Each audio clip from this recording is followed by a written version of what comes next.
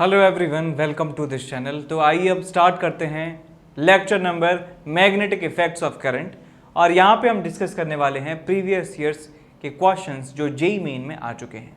तो पहला क्वेश्चन हमारे सामने है कि एक हमारे पास एल लेंथ का रीजन है जहाँ पे मैग्नेटिक फील्ड आपको दिखाया हुआ है, इस डायरेक्शन में मैग्नेटिक फील्ड एग्जिस्ट करता है, मैग्नेटिक फील्ड यूनिफॉर्म है और उसका मैग्नीट्यूड आपको दिया हुआ है 0.3 टेस्ला के बराबर। और प्रोटॉन के बारे में इंफॉर्मेशन दिया है कि प्रोटॉन इतनी वेलोसिटी से मूव करता है, एक्सक्यूज मी, प्रोटॉन जो है वो इतनी वेलोसिटी से मूव करता है और 60 डिग्री एंगल जो है बनाता है। तो आपको ये बताया हुआ है कि प्रोटॉन जब 10 रिवॉल्यूशन कंप्लीट कर लेता है तो तब ये जाके इस रीजन को क्रॉस कर पाता है। तो आपको बताना ये है कि ये जो रीजन है इसका पूरा लेंथ किसके बराबर होने वाला है, ये आपसे क्वेश्चन में पूछा गया है। तो देखिए इस क्वेश्चन को कैसे हम सॉल्व करेंगे। तो पहली बात तो हम ये जानते हैं कि जब हमारी वेलोसिटी मैग्नेटिक फील्ड के साथ कुछ एंगल बनाती है तो जो पाथ होता है वो होता है हेलिकल पाथ, हमें देखने को मिलता है। हेलिकल पाथ हमें देखने को मिलता है। क्यू वी क्रॉस बी, यदि आप बात करें यहाँ पे एक पॉजिटिव चार्ज है तो यहाँ पे वेलोसिटी और बी का जो क्रॉस है वी क्रॉस बी, अंदर की तरफ जो है इसके ऊपर फोर्स लगेगा। एक वेलोसिटी ये, एक वेलोसिटी ये, दो वेलोसिटी इसके पास होती हैं और ये कुछ इस तरीके से जो है ये मोशन अपना करता है। इस तरीके से इसका मोशन जो है आपको देखने वाला है। तो यहाँ पे भी बिल्कुल सेम सिचुएशन है, मैग्नेटिक फील्ड इधर है, वेलोसिटी इधर है, तो इसका जो पाथ है वो कुछ इस तरीके से आपको यहाँ पे मिलने वाला है। तो ऐसे ये 10 चक्कर कंप्लीट कर लेता है तब जाके ये इसको क्रॉस कर पाता है। इसका मतलब मैं कह सकता हूँ कि दो गोल चक्कर्स के बीच का जो डिस्टेंस होता है उसे कहा जाता है पिच कहा जाता है। ये क्या है साहब, आपके पास पिच है और मैं पिच को मान लेता हूँ d के बराबर। तो यहाँ पे मैं लिख सकता हूँ 10 times d is equal to length of this region, length of this region. और पिच का फॉर्मूला आप बहुत अच्छे से जानते हैं कि वेलोसिटी का ये वाला जो कंपोनेंट होता है मैग्नेटिक फील्ड के अलोंग वाला, यानी कि ये v cos थीटा और v cos theta into t, ये फॉर्मूला होता है पिच का। तो यहाँ पे हम समझ गए कि ये एंगल यदि 60 डिग्री है, इसका मतलब क्या हुआ कि ये एंगल 60 डिग्री है। इसका मतलब ये मैग्नेटिक फील्ड के अलोंग जो वेलोसिटी का वेक्टर है यानी कि v cos 60, ये हमको इस्तेमाल करना है। तो हम यहाँ पे लिख सकते हैं इस इक्वेशन में 10 into v cos 60 into t का फॉर्मूला होता है 2 पाई m अपॉन क्यू बी, 2 पाई m अपॉन क्यू बी। और ये टाइम पीरियड जो है वो वेलोसिटी से इंडिपेंडेंट होता है, इज इक्वल टू l। तो यहाँ पे सारी वैल्यूज आप पुट कर दीजिए, आपको यहाँ पे मिलेगा 10 इंटू वेलोसिटी कितनी दी हुई है 4 into 10 raise to the power 5, cos 60 कितना होता है 1/2 into 2 pi into mass, proton का मास है 1.67 into 10 raise to the power -27। Question में दिया हुआ है लेकिन इतना दिलदार ना समझें एग्जामिनर को, हो सकता है ना भी दिया हो। तो इन छोटी छोटी वैल्यूज़ के लिए आप जो है डिपेंडेंट ना रहें, आप रट लें पहले ही। प्रोटॉन का मास, प्रोटॉन का चार्ज, इलेक्ट्रॉन का मास, इलेक्ट्रॉन का चार्ज, ये सब बातें याद रखें। Q 1.6 into 10 raise to the power -19 और मैग्नेटिक फील्ड कितना दिया है 0.3 टेस्ला।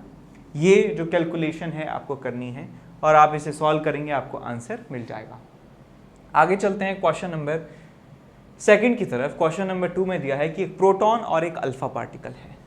एक प्रोटॉन है और एक अल्फा पार्टिकल है, ये आपके पास है 1h1 और ये आप है 2he4 और इनके मासेस के रेशियो 1:4 हैं, ये सबको मालूम ही होना चाहिए। मासेस के रेशियो m और 4m। देखिए ये जो नंबर होता है मास नंबर, ये मास डिसाइड करता है, ये नंबर ऑफ न्यूक्लियॉन्स होते हैं। न्यूक्लियस ही हमारे पूरे एटम का वेट डिसाइड करता है। तो इनका जो रेशियो है वो 1:4 होता ही है और ये दे भी रखा है आपको ऑलरेडी। और इनके चार्जेस का रेशियो जो है जो इलेक्ट्रॉन के द्वारा निर्धारित होता है।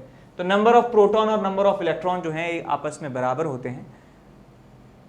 तो ये नंबर ऑफ प्रोटॉन है, इतने ही नंबर ऑफ इलेक्ट्रॉन्स होते हैं एटम में। तो ये चार्ज का रेशियो भी है 1:2 जो क्वेश्चन में दिया भी हुआ है। तो इस पे चार्ज क्यू मान लेता हूँ, इस पे चार्ज 2q मान लेता हूँ। अब आपको दिया गया है कि ये दोनों रेस्ट से स्टार्ट करते हैं, पोटेंशियल डिफरेंस v से इसे चार्ज किया जाता है। आपको इनकी वेलोसिटी, इनकी रेडियसेस का रेशियो आपको बताना है, रेडियसेस का रेशियो कितना होगा। तो हम जानते हैं कि रेडियस का फॉर्मूला क्या होता है, mv/qb। mv/qb रेडियस का फॉर्मूला होता है। mv क्या होता है, लीनियर मोमेंटम, और लीनियर मोमेंटम और काइनेटिक एनर्जी को लिखा जा सकता है 2 टाइम्स m इंटू के ई।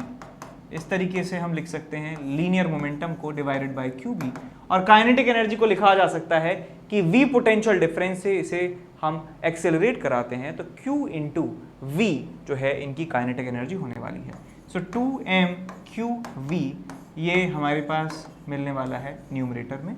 तो नीचे ऊपर Q है अंडर रूट में, नीचे Q है बिना अंडर रूट के, तो आपको यहाँ से मिल जाएगा the radius is proportional to, नीचे अंडर रूट क्यू आएगा और यहाँ पे आएगा आपके पास mass under root of m divided by under root of Q.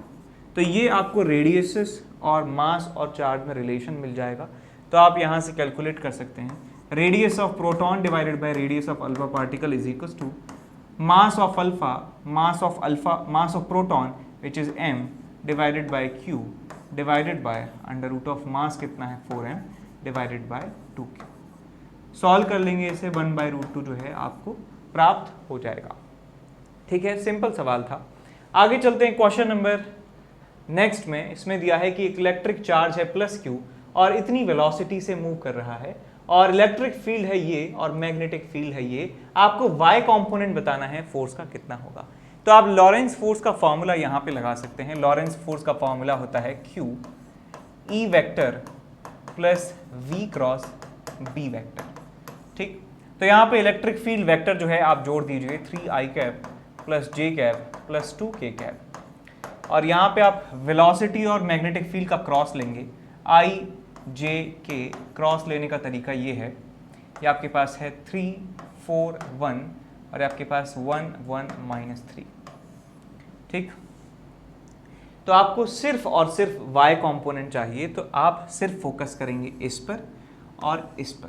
तो मैं लिखूंगा यहाँ पे दिस इज j कैप, और यहाँ पे आप -j कैप इंटू -9 -1 ये लिखेंगे, और आपको ये मिल जाएगा -9 -1, सो -10 10 ये 11 j कैप आपको मिलने वाला है। यहाँ पे आगे q है, सबके आगे q है, यहाँ पे q है, तो यहाँ पे q इंटू 11 j कैप आपको फोर्स का y कंपोनेंट मिलने वाला है।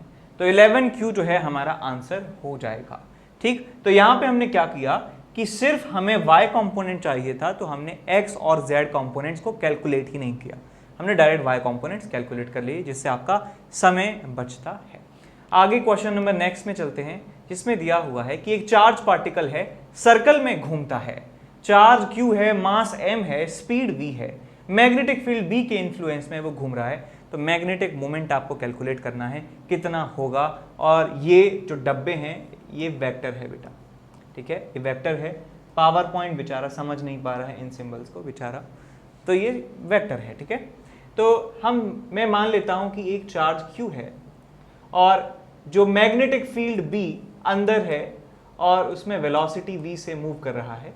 तो आप देख सकते हैं कि यदि इस तरह का कॉन्फ़िगरेशन है, वेलोसिटी इधर है, मैग्नेटिक फील्ड अंदर है, तो v क्रॉस b इसके ऊपर फोर्स जो है इस तरह से लगने वाला है, और ये इस तरह के सर्कल में घूमने लगेगा। ठीक, इस सर्कल का रेडियस मैं मान लेता हूं r के बराबर है।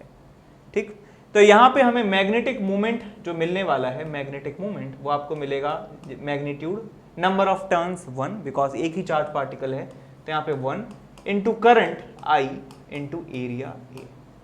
तो यहाँ पे करंट जो है उसको लिखा जा सकता है charge upon time period, Q upon T इसे लिखा जा सकता है, और एरिया को लिखा जा सकता है पाई r स्क्वायर। ये मैग्नेटिक मोमेंट हो जाएगा आपका। यहाँ पे जो टाइम पीरियड है इसकी वैल्यू आप लिख सकते हैं Q अपॉन 2πm/QB, और ये बन जाएगा आपके पास पाई r स्क्वायर। या आप एक और चीज़ कर सकते हैं, टाइम पीरियड को लिखिए 2πr डिवाइडेड बाय v।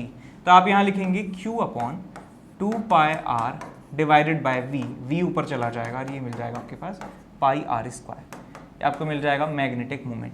अब इसकी डायरेक्शन की बात भी कर लेते हैं। यदि चार्ज एंटी क्लॉकवाइज डायरेक्शन में मूव करेगा पॉजिटिव चार्ज, तो इसमें करंट भी इसी डायरेक्शन में फ्लो करेगा और इस करंट की डायरेक्शन से हम मैग्नेटिक मोमेंट की डायरेक्शन निकाल सकते हैं। मैग्नेटिक मोमेंट की डायरेक्शन बाहर की तरफ होगी लेकिन मैग्नेटिक फील्ड अंदर की तरफ है, तो मैं कह सकता हूं कि जो मैग्नेटिक फील्ड की डायरेक्शन है उसके ऑपोजिट डायरेक्शन है मैग्नेटिक मोमेंट की। तो यहां पे मैं माइनस बी कैप जो है यहां पे डायरेक्शन के लिए यूनिट वेक्टर लगा सकता हूं। So this is your magnetic moment vector और ये इसका यूनिट वेक्टर है माइनस बी कैप। अच्छा, अब यहां पे क्या कर सकते हैं, इस रेडियस को लिख सकता हूं मैं M V upon Q B. तो यहां से आपको मिल जाएगा क्यू वी पाई और यहां से एक आर से एक आर उड़ जाएगा, नीचे बचेगा 2 पाई, पाई से पाई भी चला गया, आर को लिख सकता हूं मैं M V upon Q B, M V upon Q B और यहाँ पे माइनस बी कैप। ठीक, तो यहाँ से आपको मिलता है M Q V square divided by, अच्छा 2 क्यू से क्यू भी चला गया, क्यू से क्यू भी चला गया तो एक क्यू भी चला गया, तो आपको यहाँ पे मिलता है M V square divided by M V square divided by 2 times B और यहाँ पे माइनस बी कैप आपको मिल जाता है। और बी कैप को आप क्या लिख सकते हैं, बी कैप को लिख सकते हैं बी वेक्टर डिवाइडेड बाय उसका मैग्नीट्यूड बी। तो यहाँ से आपको मिल जाएगा minus M V square divided by 2b square और यहाँ पे बी वेक्टर आपको मिल जाएगा। तो जो भी ऑप्शन सही हो वो आप यहाँ पे चेक कर सकते हैं। Minus of M V square upon 2b square, देखिए minus M V square upon 2b square, तो नीचे 2 आना चाहिए, तो ये नहीं हो सकता, यहाँ पे 2 पाई आ रहा है, ये नहीं हो सकता। और यहाँ पे क्या दिक्कत है, यहाँ पे भी बी वेक्टर है, यहाँ पे भी बी वेक्टर है, यहाँ माइनस लगा है, तो ये वाला ऑप्शन सही हो जाएगा। ठीक है, आगे चलते हैं क्वेश्चन नंबर 7 में। इसमें दिया हुआ है कि आपको सेंटर पे मैग्नेटिक फील्ड निकालना है। ये 2 तरीके के आर्क आपको दे रखे हैं, तो आर्क के लिए मैंने फॉर्मूला आपको लिखवा रखा है। ठीक बात, तो आपको रेशियो निकालना है ए और बी की वजह से, magnetic field due to A divided by magnetic field due to B. चलिए निकालना स्टार्ट करते हैं। तो जो आपके पास लूप ए है वो 270 डिग्री एंगल जो है सबटेंड कर रहा है, तो यहां पे मैं लिख सकता हूं mu naught upon 4 pi I upon I A upon R A into 270 degree. इतना एंगल ये सबटेंड कर रहा है, तो मैं मैग्नेटिक फील्ड बता सकता हूं कितना होगा। ठीक बात, डिवाइडेड बाय जो बी है आपके पास, यानी कि बड़ा वाला जो लूप है वो सेंटर पर कितना एंगल बना रहा है, 300 डिग्री। ये बड़े वाले लूप का ये वाला एंगल यदि 60 डिग्री है तो ये वाला एंगल कितना हो जाएगा जो सेंटर पे सबटेंड किया जा रहा है, दैट इज 300 डिग्री। तो यहाँ पे मैं लिख सकता हूँ mu naught upon 4 pi I B upon R B into 300 degree. तो म्यू नॉट अपॉन 4 पाई से mu naught upon 4 pi cancel out हो जाता है। करंट इन ए कितना है, current in A is 2 ampere और रेडियस भी है 2 centimetre. So 2 upon 2 into 270 divided by, अगले में करंट है 3 और रेडियस है 4, सो 3/4 इंटू 300।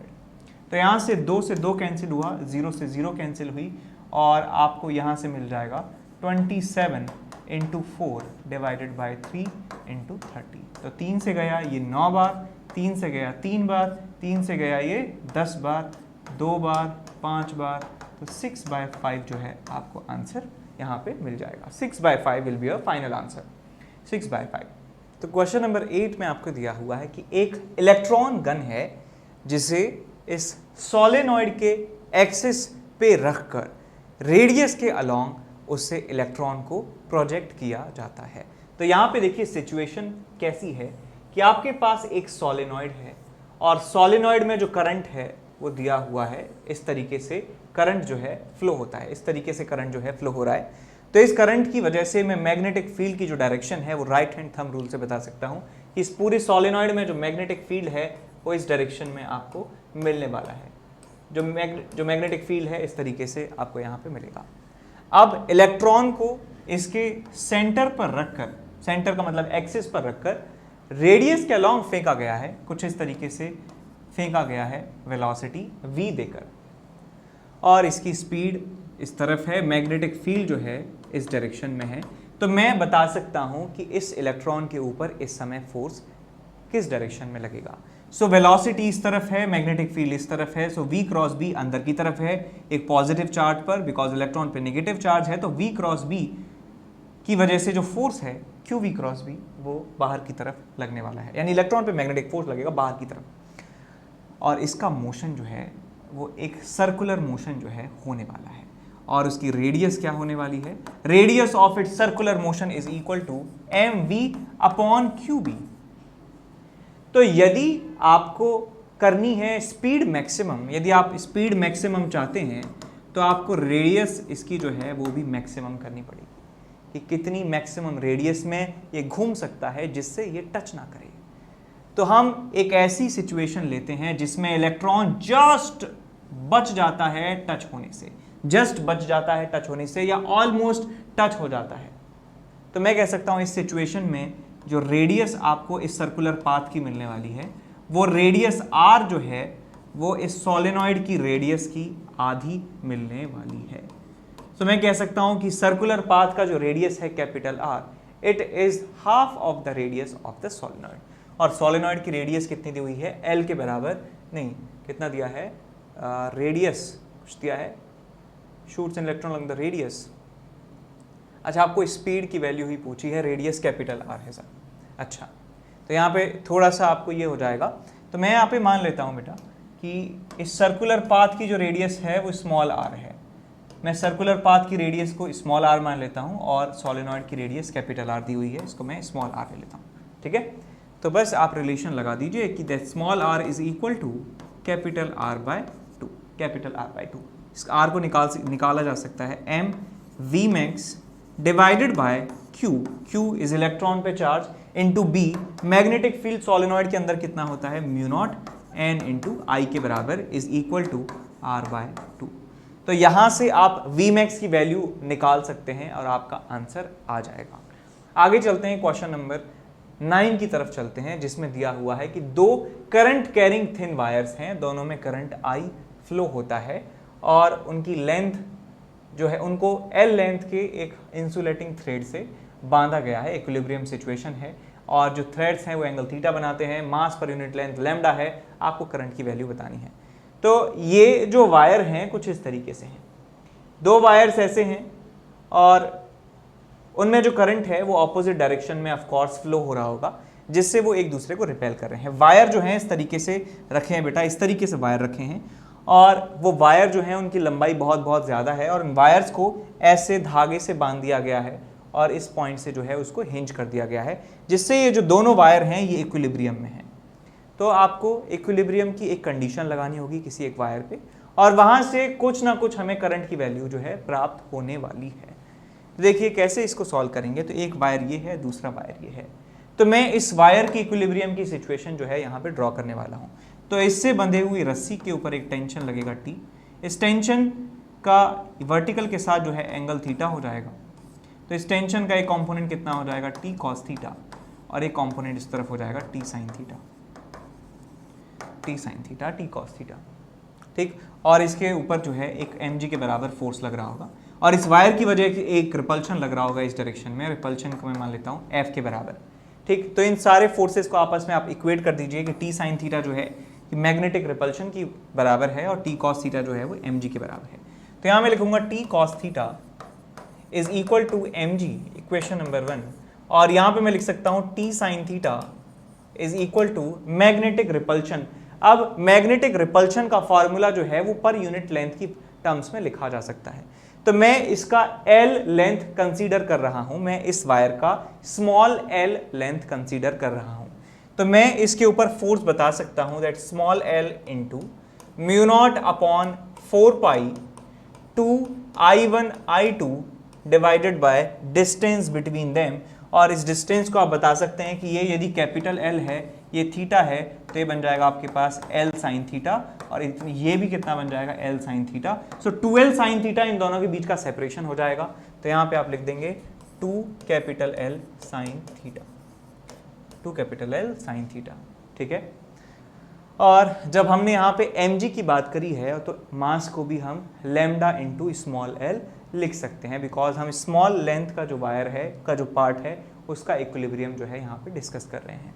तो मैं m को भी लिख सकता हूँ लैम्डा इंटू एल। अब इन दोनों इक्वेशंस को क्या कर दीजिए, आप डिवाइड कर दीजिए, तो आपको मिल जाएगा t cos थीटा, यहीं से डिवाइड कर दो इसको यार, तो t से t गया और l से l चला गया और ये सब ऊपर पहुंच जाएगा, तो आपको मिलने वाला है cos theta upon sine theta is equal to lambda G 4 pi 2l sine theta divided by mu naught 2i square. अब भाई यहाँ से इसको सॉल्व कर लेना बहुत आसान है, करंट की वैल्यू आपको निकालनी है, आपको आंसर मिल जाएगा। तो क्वेश्चन में आपको दिया हुआ है कि एक आर्क शेप का वायर है PQ और जिसमें करंट जो है फ्लो हो रहा है और वो एक मैग्नेटिक फील्ड में रखा हुआ है। आपसे पूछा गया है इस वायर में टेंशन कितनी है, तो आप किसी भी पॉइंट पे टेंशन निकाल देंगे तो वही आपका आंसर होने वाला है, क्योंकि आपको कोई भी पॉइंट स्पेसिफाई नहीं किया है, तो आप किसी भी पॉइंट पे टेंशन निकाल दीजिए। तो मैं यहाँ पे एंगल थीटा पर एक पॉइंट मान लेता हूँ इस जगह, और ऐसे ही यहाँ एंगल थीटा पर मैं एक पॉइंट मान लेता हूँ दूसरा, पॉइंट 1 और पॉइंट 2, ठीक। और मैं इस वायर की बात कर रहा हूँ, इस वायर की बात यहाँ पे मैं करने वाला, इस वायर की बात कर रहा हूँ। तो इस वायर का फ्री बॉडी डायग्राम आप बनाएंगे तो इस वायर को इसके लेफ्ट वाला जो पार्ट है वो टेंशन T से खींच रहा होगा और ये वाला पार्ट इस पॉइंट 2 को खींच रहा होगा टेंशन T से। यही वैल्यू आपको कैलकुलेट करनी है। अब ये एंगल यदि थीटा है तो मैं कह सकता हूं कि ये वाला एंगल जो है ये भी थीटा होगा, सिंपल है। ये एंगल यदि थीटा है तो मैं कह सकता हूं ये वाला एंगल भी थीटा होगा। तो टेंशन का एक कंपोनेंट इधर कर दीजिए t cos थीटा और एक कंपोनेंट इधर कर दीजिए, कितना हो जाएगा t sin थीटा। ऐसे ही इस टेंशन के दो कंपोनेंट हो जाएंगे t cos थीटा और एक कंपोनेंट हो जाएगा नीचे की तरफ t sin थीटा। तो t cos थीटा आपस में कैंसिल आउट कर देते हैं एक दूसरे को और नीचे की तरफ फोर्सेस आ जाएंगे इस पूरे सिस्टम के ऊपर, t sin theta 2t sin theta. अब मैग्नेटिक फील्ड की वजह से एक फोर्स जो है इस पे आउटवर्ड डायरेक्शन में लगने वाला है। करंट यदि इसमें इस डायरेक्शन में है, सो करंट ILB जो है IL क्रॉस B ऊपर के डायरेक्शन में इस पे ILB के बराबर फोर्स लगेगा। तो मैं लिख सकता हूँ इस पे फोर्स लगेगा मैग्नेटिक फोर्स FM के बराबर। तो यहाँ पे मैं इक्वेट कर सकता हूँ कि इक्विलिब्रियम सिचुएशन में FM की वैल्यू जो है किसके बराबर है, 2t sin थीटा के बराबर। और FM की वैल्यू आप निकाल सकते हैं कि ये पॉइंट 1 और 2 के बीच का जो शॉर्टेस्ट डिस्टेंस है, यानी कि आपका L इफेक्टिव जो है वो किसके बराबर हो जाएगा।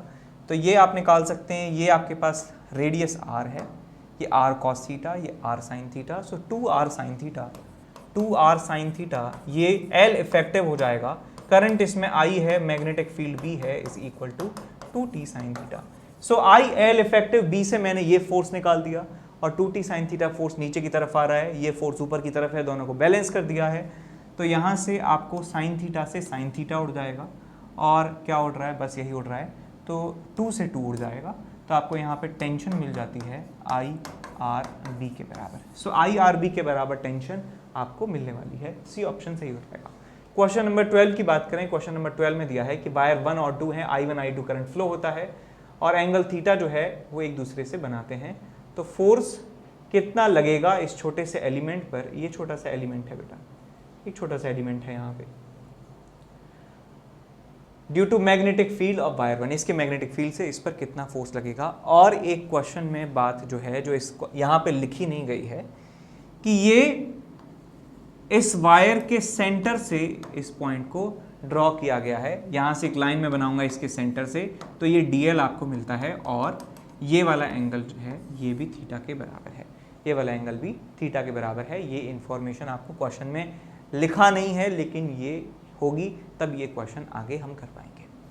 तो सिंपल सी बात ये है कि मैं इस वायर की वजह से इस पॉइंट पर मैग्नेटिक फील्ड निकाल सकता हूँ। तो यहाँ पे मैग्नेटिक फील्ड आप निकाल सकते हैं एक फाइनाइट वायर की वजह से। तो यहाँ पे आप फॉर्मूला जानते हैं फाइनाइट वायर का, mu naught upon 4 pi I1 upon R sign ये वाला एंगल प्लस साइन ये वाला एंगल, ये दोनों एंगल कितने हैं 90 minus theta and 90 minus theta. तो ये sine 90 minus theta plus sine 90 minus theta आपको मिल जाएगा मैग्नेटिक फील्ड। और ये आपके पास DL वेक्टर जो है इस डायरेक्शन में है, DL वेक्टर इस डायरेक्शन में है। तो मैं यहाँ पे फोर्स की कैलकुलेशन कर सकता हूँ, force is equal to I DL into बी, I2 into DL into B. तो यहाँ पे आपको मिलेगा mu naught upon 4 pi I1 I2 divided by R और यहाँ पे 2 cos थीटा भी आपको मिल जाएगा इंटू 2 cos थीटा भी हो गया, सब हो गया, ठीक है। So mu naught upon 2 pi I1 I2 by R cos theta. तो आपको ऑप्शन जो है आपका मिल जाएगा, कॉस थीटा वाला जो है ऑप्शन आपका सही हो जाएगा। आगे चलते हैं क्वेश्चन नंबर 13 की तरफ। इसमें दिया हुआ है कि ये आपके पास जो सोलेनॉइड है, इस सोलेनॉइड में आपको क्या दिया है कि मैग्नेटिक फील्ड जो है वो 3 टेस्ला है और इसके अंदर करंट जो है वो I के बराबर है। ओहो, इंक खत्म हो गई है, उप्स, अब ठीक है, ओके। तो यहां पे आपको करंट आपको दिया हुआ है किसके बराबर है, I के बराबर है। आपको इसके अंदर मैग्नेटिक फील्ड की वैल्यू कैलकुलेट करनी है। तो भाई यदि यहां से करंट I जाएगा, ये तीनों आइडेंटिकल हैं, तो करंट जो है 1/3 1/3 1/3 जो है बंट जाने वाला है। तो इसमें करंट कितना होगा I/3, इसमें करंट कितना होगा I/3, इसमें करंट कितना होगा I/3। सो मैं ये कह सकता हूं कि सोलेनॉइड के अंदर जो मैग्नेटिक फील्ड है वो प्रोपोर्शनल होता है करंट के। B = म्यू नॉट NI आपने पढ़ा है। तो जितना करंट जो है डिक्रीज होगा उतना ही मैग्नेटिक फील्ड भी डिक्रीज होने वाला है। तो यहाँ पे करंट I और से I/3 हो चुका है, तो मैग्नेटिक फील्ड भी 1/3 हो जाने वाला है। सो मैग्नेटिक फील्ड जो है 1/3 हो जाएगा, तो 1 टेस्ला आपको आंसर मिलने वाला है। डी ऑप्शन सही हो जाएगा। आगे क्वेश्चन नंबर में चलते हैं। इसमें दिया है कि हेयर पिन लाइक स्ट्रक्चर है और आपको सेंटर पे मैग्नेटिक फील्ड निकालना है। तो भाई आप देख सकते हैं, बिकॉज एक ही फ्लो में करंट है, तो मैग्नेटिक फील्ड इन तीनों की वजह से, ये सेमी इनफाइनाइट वायर, ये सेमी सर्कल और एक सेमी इनफाइनाइट वायर, इन तीनों की वजह से सेम डायरेक्शन में होने वाला है। तो तीनों के मैग्नेटिक फील्ड में ऐड कर दूंगा, मेरा काम चल जाएगा। तो मैं इस एंड से यहाँ पे एक लाइन बना दी मैंने और ये जो है स्मॉल r के बराबर है। तो मैं इस सेमी इनफाइनाइट वायर और इस सेमी इनफाइनाइट वायर की वजह से कह सकता हूँ सेम मैग्नेटिक फील्ड होने वाला है, जिसकी वैल्यू होगी mu naught upon 4 pi I/r into sine, ये एंगल बना रहा है 0 degree plus sine 90, sine 0 plus sine 90 के बराबर आपको यहाँ पे रिजल्ट मिलने वाला है। ये 2 गुना कर दिया है, मतलब दोनों वायर्स की वजह से यहाँ पे मैं लिख रहा हूँ। अब इस सेमी सर्कल की वजह से आप लिख सकते हैं, सिंपल है, mu naught upon 4 pi I/r into theta, theta कितना है पाई के बराबर। तो आप इन दोनों को आप क्या कर दीजिए, ऐड कर दीजिए, तो आपको मिल जाएगा यहाँ पे mu naught upon 4 pi I/r सब में कॉमन है, 2 प्लस पाई आपको ब्रैकेट में मिल जाएगा। तो ये आपका आंसर हो जाएगा, जिसमें 2 प्लस पाई लिखा हुआ है और नीचे 4 पाई ये है, सी ऑप्शन मिल जाएगा आपको। ठीक है, आगे चलते हैं क्वेश्चन नंबर 15 में। सोलेनॉइड है, 1000 टर्न्स पर मीटर इसका number of turns per unit length है, रिलेटिव परमिएबिलिटी दी हुई है। देखिए रिलेटिव परमिएबिलिटी होता है म्यू आर, और म्यू आर को म्यू नॉट से मल्टीप्लाई कर देते हैं तो आपको मिलता है म्यू। तो किसी सोलेनॉइड के अंदर जो मैग्नेटिक फील्ड होता है बेटा, वो होता है आपके पास म्यू एन आई के बराबर। तो जनरली हम वैक्यूम की बात करते हैं, वैक्यूम में वी आर की जो म्यू आर की जो वैल्यू होती है वो 1 के बराबर होती है, इसलिए म्यू की वैल्यू को हम जनरली म्यू नॉट लिखते हैं। तो जब अंदर एयर है, वैक्यूम में सोलेनॉइड रखी है, तो वहां पे फॉर्मूला म्यू नॉट एन आई हो जाता है। जब कोई मीडियम आ जाता है तो वहां पे फॉर्मूला म्यू एन आई आ जाता है, म्यू की वैल्यू म्यू नॉट म्यू आर के बराबर होती है। तो बस आपको यही निकालना है। तो आप यहाँ लिखेंगे 500 इंटू म्यू नॉट, यानी ये 4 pi into 10⁻⁻7 into number of turns कितने हुए हैं per unit length 1000 into current कितना दिया है 5। तो आपको मैग्नेटिक फील्ड की वैल्यू अंदर मिल जाने वाली है। ठीक है, समझ गए। आगे चलते हैं क्वेश्चन नंबर नेक्स्ट में, that is also 14 for some weird reasons. Q charge है और डीएल डिस्टेंस चलता है मैग्नेटिक फील्ड में, तो वर्क डन बताना है। Work done by magnetic Lorentz magnetic force is equal to 0। तो आपके पास जो फोर्स होता है IL cross B, IL cross B नहीं, QV क्रॉस बी, उसकी वजह से जो फोर्स होता है, जो वर्क डन होता है, that is equal to 0। Because हमेशा जो डिस्प्लेसमेंट है उसके परपेंडिकुलर फोर्स लगा है, इसलिए वर्क डन 0 होगा। चाहे वो छोटा सा डिस्टेंस चलें, चाहे वो बड़ा डिस्टेंस चलें, फोर्स जो वर्क डन है that will be equal to 0। इसके बाद चलते हैं नेक्स्ट। इसमें दिया हुआ है आपको कि मैग्नेटिक फील्ड 2 पॉइंट्स पर एक्सिस पे सर्कुलर कॉइल के इतना और इतना है, इतनी दूरी पर, इतनी दूरी पर, इतना इस टू इतना है। तो आपको रेडियस ऑफ कॉइल बताना है।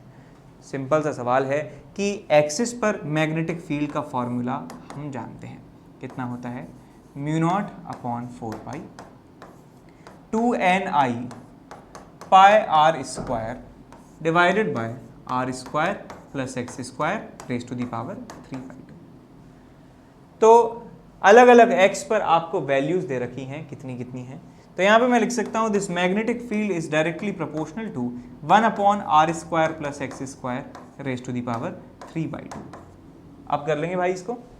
तो यहाँ पे आपको करना क्या है कि B1 यानी कि 8:1 इज इक्वल टू, तो 8 में जो है वो नीचे आएगा यानी कि आर स्क्वायर प्लस 0.05 का square raise to the power 3/2 और यहाँ पे आएगा 1 के साथ 0.2 वाला, सो आर स्क्वायर प्लस 0.2 का square raise to the power 3/2। इसको आपको सॉल्व करना है और आपका जो है काम खत्म हो जाएगा। ठीक है, तो इसी के साथ क्वेश्चन नंबर 17 लेते हैं, जिसमें दिया है प्रोटॉन, ड्यूट्रॉन और अल्फा पार्टिकल 3 है साथ, 1h1 1h2 और यहाँ पे अल्फा 2he4। तो यहाँ पे इनके मासेस के रेशियो आप देख सकते हैं, मासेस के रेशियो हैं m और यहाँ पे 2m और ये 4m, क्योंकि मैंने बता रखा है कि जो मास होता है वो न्यूक्लियॉन से निर्धारित होता है। जितने न्यूक्लियॉन्स ज़्यादा होंगे उतना ही ज़्यादा मास होने वाला है। तो इनके न्यूक्लियॉन्स का रेशियो जो है वही इनके मासेस का रेशियो है और जो इनके प्रोटॉन्स का रेशियो है वही इनके चार्जेस का रेशियो होता है। तो मैंने लिख दिया इनके चार्जेस का रेशियो Q एंड 2Q। अब आपसे पूछा गया है कि इन पे लगने वाले मैग्नेटिक फोर्सेस जो हैं उनका रेशियो बताइए यदि इनके लीनियर मोमेंटम एक समान है। अब लीनियर मोमेंटम इनकी एक समान है यानी कि मास इनटू वेलोसिटी एक समान है, तो यहाँ पे मैं लिख सकता हूँ कि इनके लीनियर मोमेंटम जो है PPP हैं, तो इनकी वेलोसिटीज़ का रेशियो बता सकते हैं। वेलोसिटी का रेशियो हो जाएगा V1 यानी कि इनकी वेलोसिटीज़ का रेशियो यानी कि P/m P/2m और P/4m।